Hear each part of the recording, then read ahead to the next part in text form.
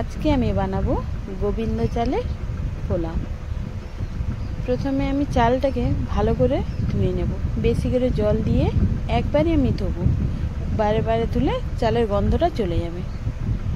তাই জন্য একবার বেশি করে জল দিয়ে আমি ভালো করে ধুয়ে নেব। ধুয়ে আমি জলটাকে ঝরিয়ে নেব। জলটা ঝরিয়ে নিয়েছি। এবারে চালে আমি দিয়ে দেব 1 চামচ নুন,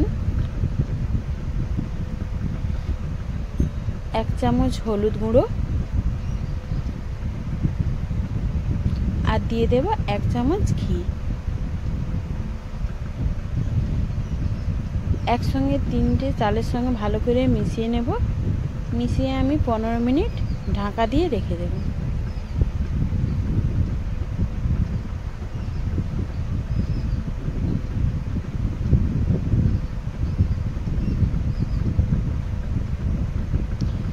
চালটা আমার কত সুন্দর মাখানো হয়ে গেছে। এবার আমি ঢাকা দিয়ে 15 মিনিট রেখে দেব।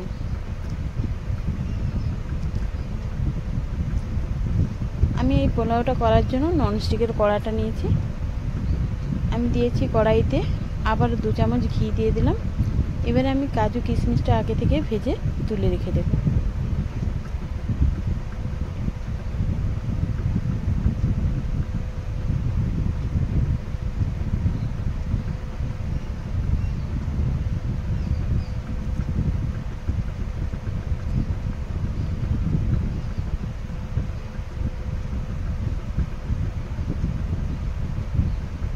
বেশ কিশমিশগুলো গোল গোল ফুলে ফুলে গেছে, আমার ভাজা হয়ে গেছে। এবার আমি কাজু কিশমিশটা তুলে নিচ্ছি।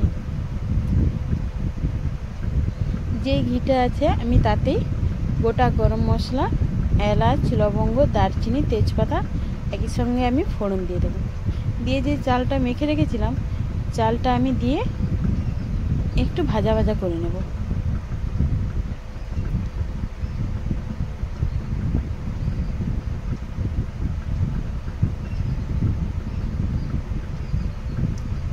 চালটা বেশ ভাজা ভাজা হয়ে গেছে।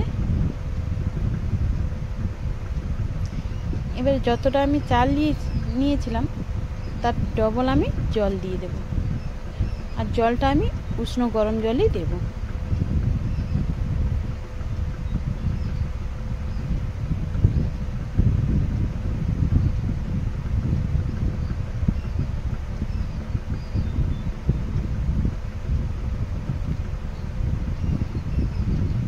বেশ ভালো করে একটু নাড়াচাড়া করে নেব, কারণ চালটা যাতে না নিচে বসে যায়।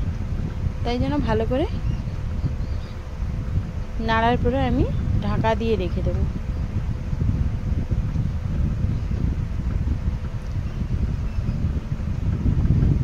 কিছুক্ষণ পর আমি ঢাকাটা খুলে দেখব, অল্প অল্প জল আছে চালটাতে।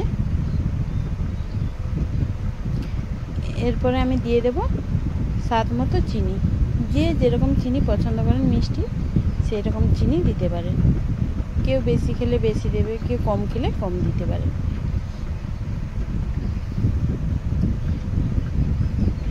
চিনিটা দিয়ে একটু নাড়ার পরে আমি যে কাজু আর কিশমিশটা ভেজে রেখেছিলাম এবার আমি দিয়ে দেব। দিয়ে একসঙ্গে ভালো করে আবার আমি মিশিয়ে নেব। ওই মেশাতে মেশাতে আমার জলটা শুকনো হয়ে যাবে। এবারে আমি এখানে দিয়ে দেব 4টে কাঁচা লঙ্কা। বেশ ঝাল ঝাল মিষ্টি মিষ্টি লাগবে, খেতে ভালোও লাগবে।